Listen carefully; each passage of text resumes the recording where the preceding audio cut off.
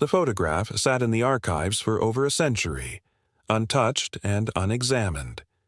In 1907, someone had captured 4 infants in their nursery at the Whitmore Children's Home, a small orphanage outside Boston. The image showed nothing remarkable at first glance. 4 babies in white gowns arranged on a wooden bench. A caregiver stood behind them, her face gentle and kind. A mirror hung on the wall, reflecting the peaceful scene. But when photo archivist Sarah Chen discovered it in 2023, she noticed something that made her blood run cold. Sarah had been working late that October evening, digitizing old photographs for the Historical Society's collection. The nursery photo appeared innocent enough as she prepared to scan it. The babies looked healthy and well cared for. The room seemed bright and clean. Everything appeared normal until Sarah zoomed in to check the image quality. That was when she saw it. In the mirror's reflection, one of the infants had a different face. The baby on the far left, a child the records identified as Thomas Whitmore, showed a sweet, peaceful expression in the main photograph. But his reflection told another story. The face in the mirror was twisted and ancient, with eyes that seemed to bore through the glass. Sarah initially thought it must be a trick of the light or damage to the photograph. She examined it under different lighting conditions. She used various filters and enhancement techniques. Each examination only confirmed what she feared. The reflection was genuinely different from the child it was supposed to show. Sarah began researching the Whitmore Children's Home immediately. The orphanage had operated from 1895 to 1912, housing dozens of children over those years. The director, a man named Edmund Whitmore, had founded it after inheriting substantial wealth from his father's textile business. On paper, everything seemed legitimate. The home had proper licenses. State inspectors had visited regularly. Local newspapers had written positive articles about Whitmore's charitable work. But as Sarah dug deeper, she found disturbing patterns. Children who lived at the Whitmore home often disappeared from public records after leaving. The orphanage claimed they had been adopted by families in other states, but Sarah could find no trace of them. Death certificates existed for some, but the causes of death were always vague. Fever, natural causes, sudden illness, never anything specific. The more Sarah investigated, the more questions arose. Why had the orphanage closed so abruptly in 1912? Why had Edmund Whitmore vanished without a trace the same year? And why did every photograph from the orphanage show the same strange anomaly with infant reflections? Sarah discovered 17 more photographs from the Whitmore home. Each one showed groups of children, and each one contained at least one child whose reflection didn't match their appearance. The affected children were always infants or toddlers, never older than 3 years old.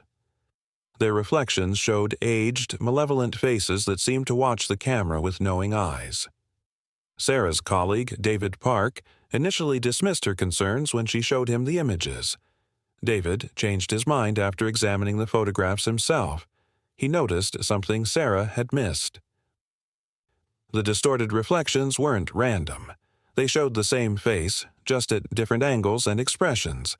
Someone or something was appearing in place of the children's true reflections. David suggested they contact Professor Maria Santos at the university's history department. She specialized in early American photography and might explain the technical anomaly. But when they called her office, they learned Professor Santos had taken sudden medical leave after researching similar photographs from a different orphanage. The investigation took a darker turn when Sarah found Edmund Whitmore's personal journal, hidden in a collection of books donated to the Historical Society decades earlier. The journal had been hollowed out, its pages replaced with handwritten notes in a cramped, urgent script. Whitmore wrote about his discovery of what he called the passenger. He described it as an ancient consciousness that moved from body to body, using young children as vessels. The entity fed on innocence and youth, leaving its hosts as empty shells. Whitmore's entries grew more frantic as the journal progressed. He wrote about making a deal with the passenger to protect certain children in exchange for providing others.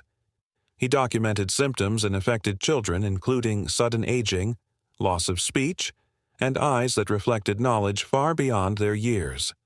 The orphanage wasn't a charity. It was a feeding ground. Whitmore selected which children would serve as hosts based on criteria the passenger provided: those without families, those who wouldn't be missed, those whose disappearances could be easily explained. The journal's final entry, dated March 15, 1912, described Whitmore's growing horror at what he had enabled. He wrote about planning to expose everything, to burn the orphanage and all evidence of the passenger's existence. But the entry ended mid-sentence, as if Whitmore had been interrupted while writing. Sarah found no record of a fire at the orphanage. It had simply closed, its children dispersed to other institutions, its buildings eventually demolished in the 1950s. Sarah shared her findings with David, and together they decided to search for more information about similar cases. They discovered a pattern spanning centuries.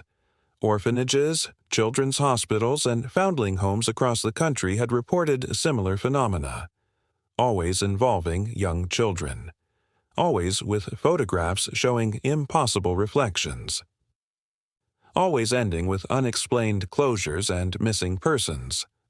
The passenger had moved from place to place, finding new hunting grounds whenever its current location became compromised.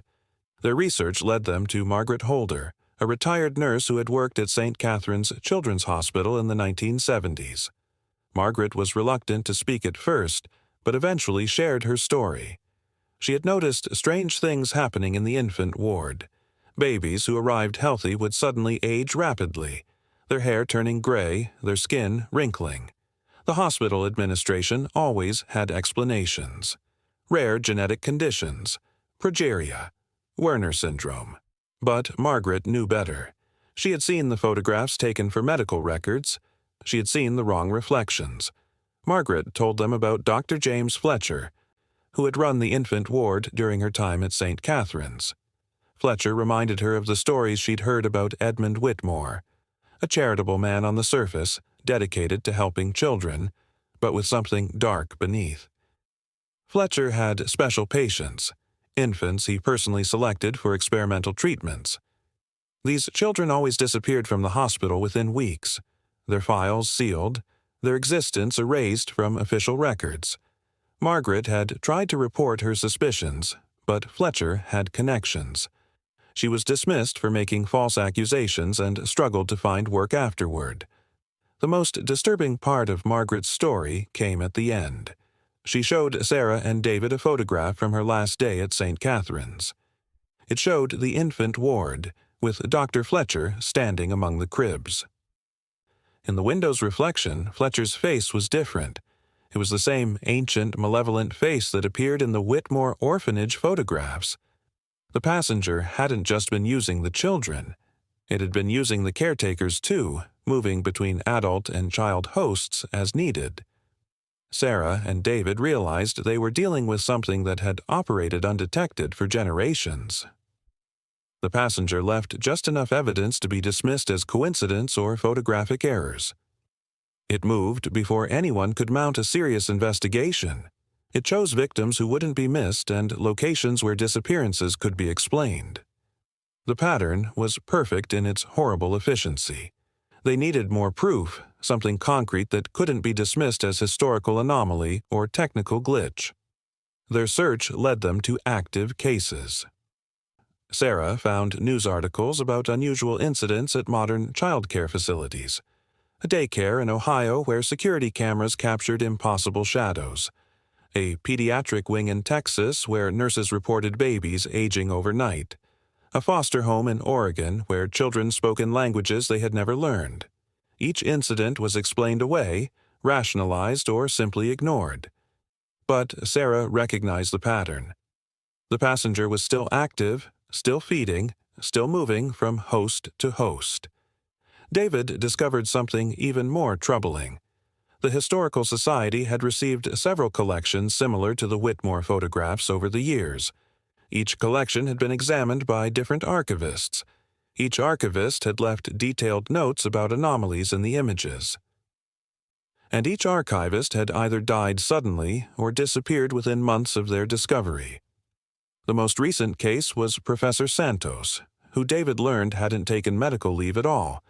She had been found dead in her apartment, apparently from natural causes, though she was only 43 years old. Sarah wanted to stop the investigation, but they were too deep now. They had attracted attention. Strange things began happening around them.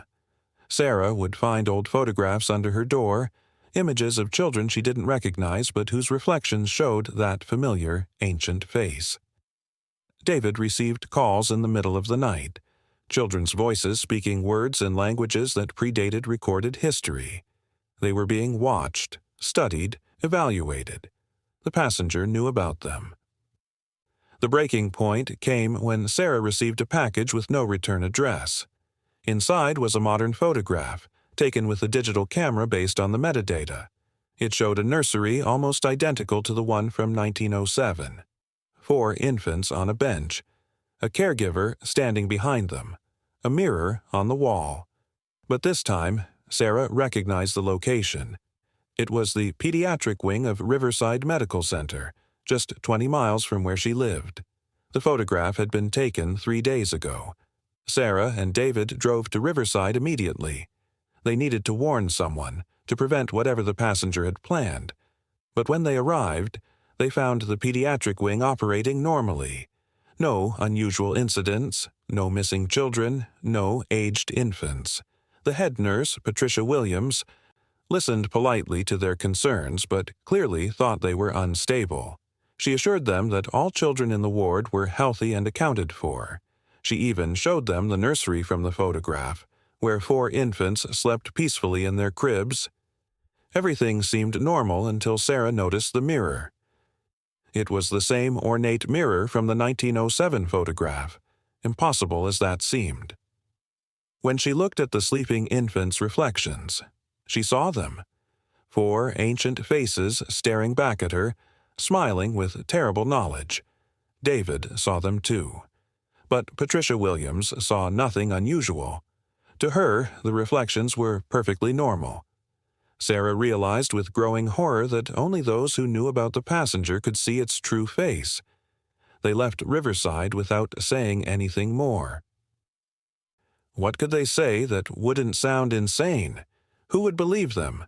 They had no proof that would convince skeptics. Photographs could be dismissed as fakes or technical errors. Historical patterns could be explained as coincidence. Even the mirror at Riverside would show normal reflections to anyone who didn't already know the truth. They were trapped with knowledge they couldn't share and couldn't ignore. That night, Sarah made a decision. She would compile everything they had discovered into a single document. Every photograph, every journal entry, every pattern and connection. She would hide copies in multiple locations, hoping someone would eventually find them and understand. David agreed to help, though they both knew the risk. Other researchers had tried the same thing. None had survived long enough to see their work exposed. As Sarah worked on the document, she found one final piece of Edmund Whitmore's journal she had overlooked. It was written on the inside back cover, barely legible. Whitmore described the passenger's ultimate goal. It wasn't just feeding on innocence. It was building something. Each host added to its collective consciousness, their memories and experiences absorbed into its ancient mind. It was creating a network of stolen lives, spreading across generations and geography. The children it took didn't die. They became part of it, trapped forever in an endless, ageless existence. Whitmore's final words were a warning and a confession. He wrote that anyone who learned about the passenger became part of its plan.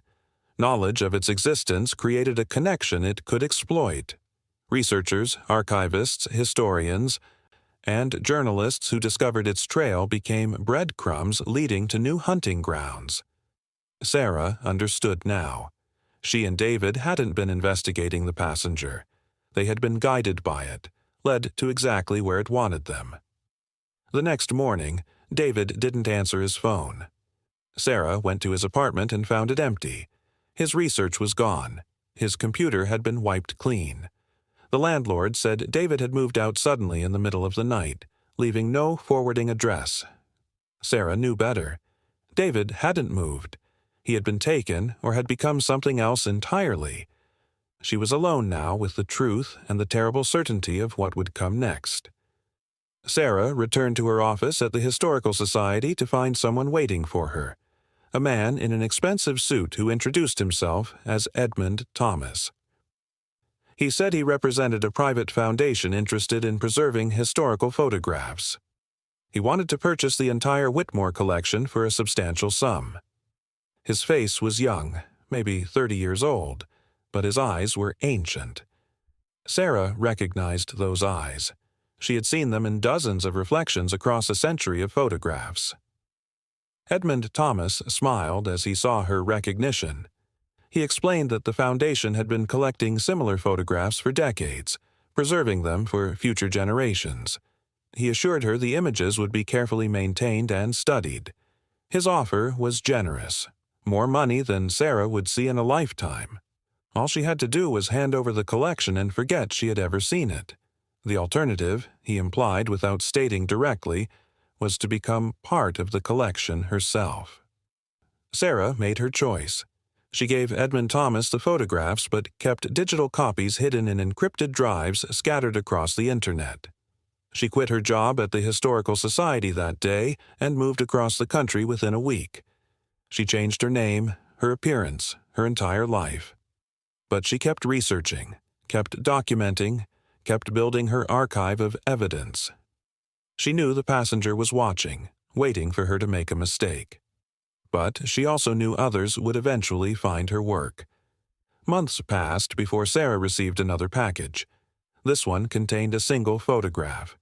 It showed her at her new job, sitting at her desk in Portland. In the window behind her, a reflection showed not her face, but something ancient and patient.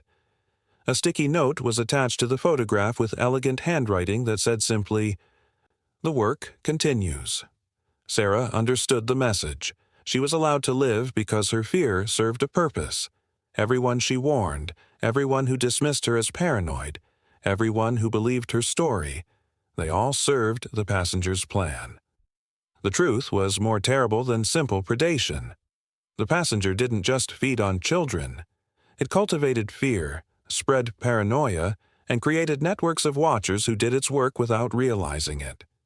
Every person who learned about it became an unwitting scout, identifying vulnerable populations and isolated communities.